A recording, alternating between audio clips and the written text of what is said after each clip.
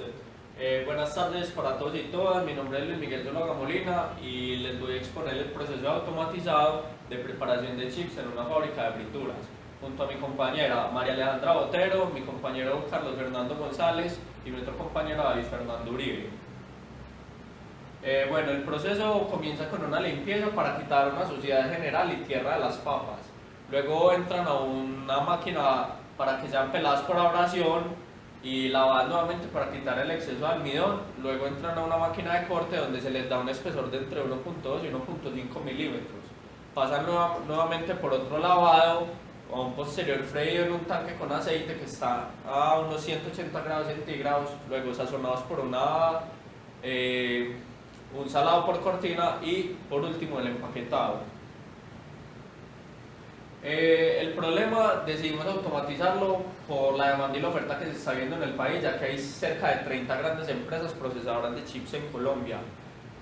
Posiblemente van a llegar multinacionales que van a quitar el empleo y las empresas emergentes se ven en la necesidad de ser competitivas y aumentar su volumen de producción. Por ende, automatizando el proceso se conseguirán pues estas necesidades tan críticas en una empresa, además de que se disminuye el costo por mano de obra y los tiempos muertos de producción.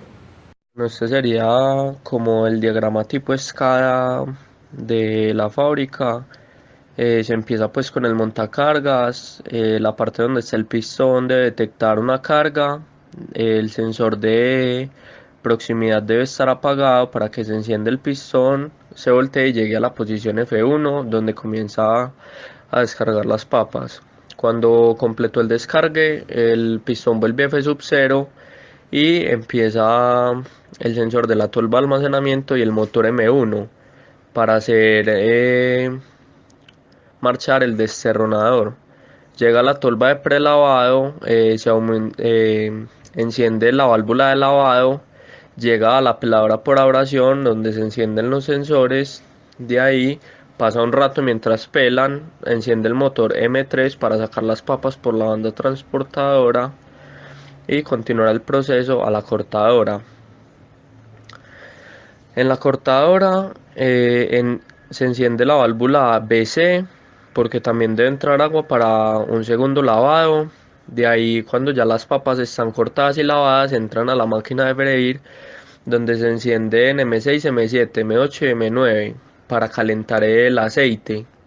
Estas ya pasan a la banda transportadora donde se hace pues el sazonado por cortina y entran a una tolva de almacenamiento de papa freída para luego pasar a la tolva empaquetadora. Cuando la tolva empaquetadora detecta presencia de papas, la empacadora enciende los sensores y comienza el empaquetado de las mismas.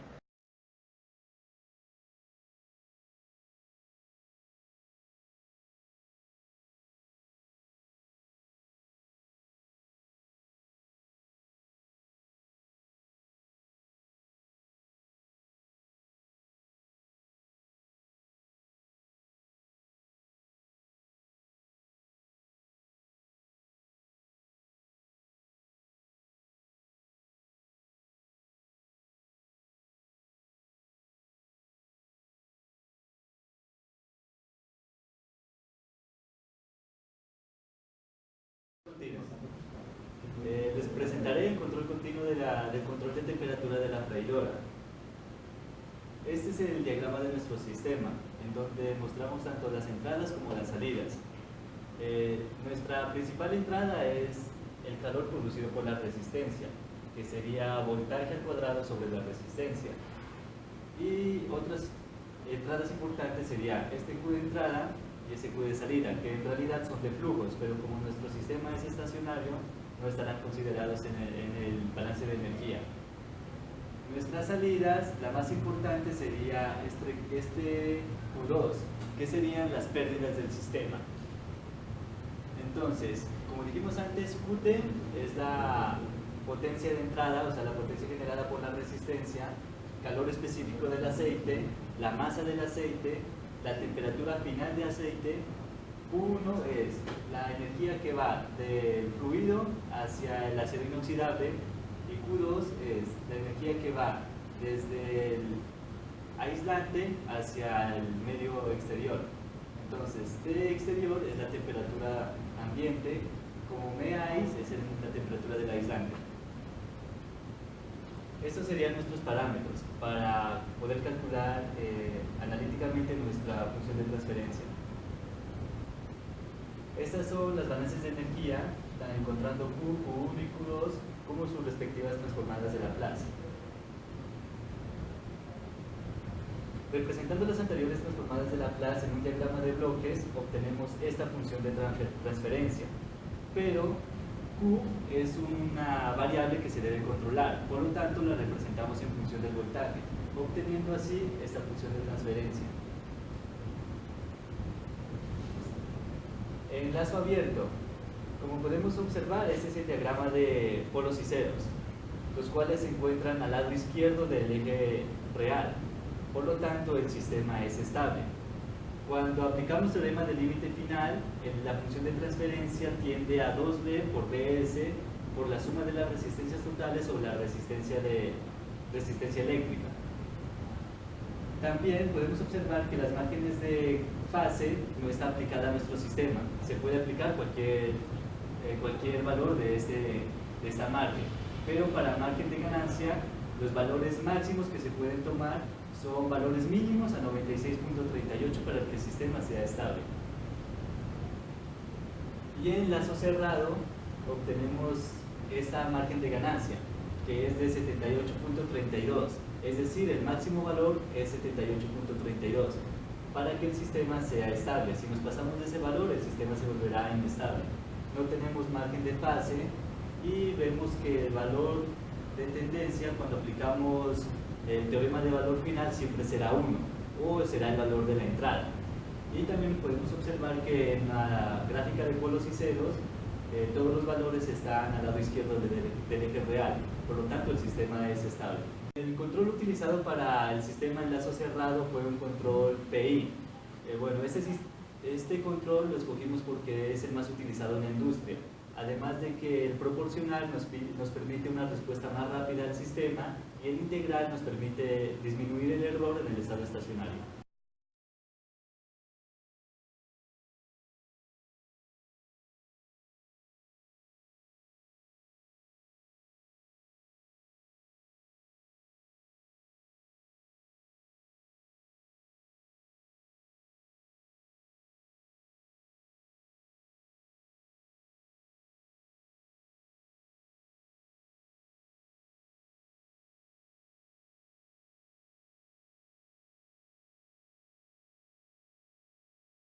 De una banda transportadora.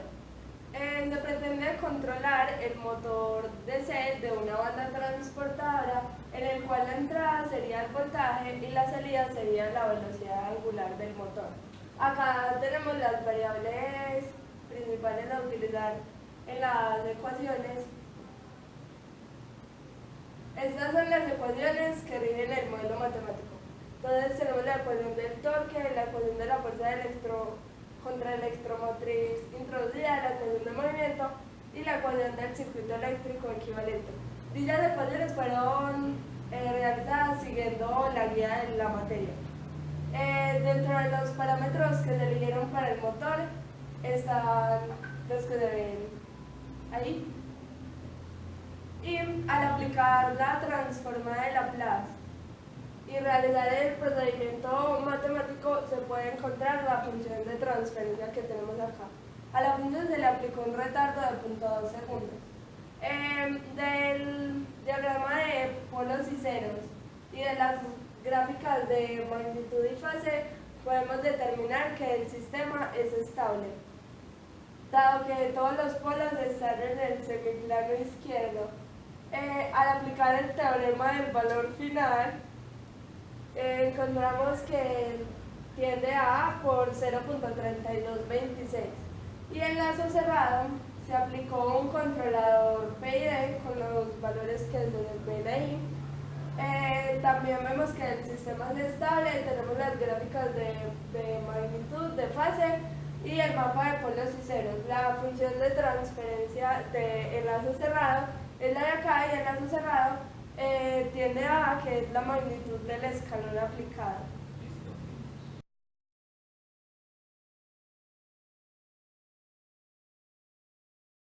Bueno, yo les voy a exponer el control del nivel de un tanque de la lavadora de papas. Primero que todo es necesario mirar nuestro diagrama donde tenemos un caudal de entrada y uno de salida, una válvula de entrada, uno de salida y la altura, que es lo que se desea controlar. Recurrimos al teorema de Bernoulli para plantear la ecuación diferencial, que nos quedó de la siguiente manera: el área por el cambio de la altura en el tiempo igual a la constante de la válvula de entrada por la apertura de la misma menos la constante de la válvula de salida por la apertura de la misma por la raíz de 2 veces la gravedad por la altura.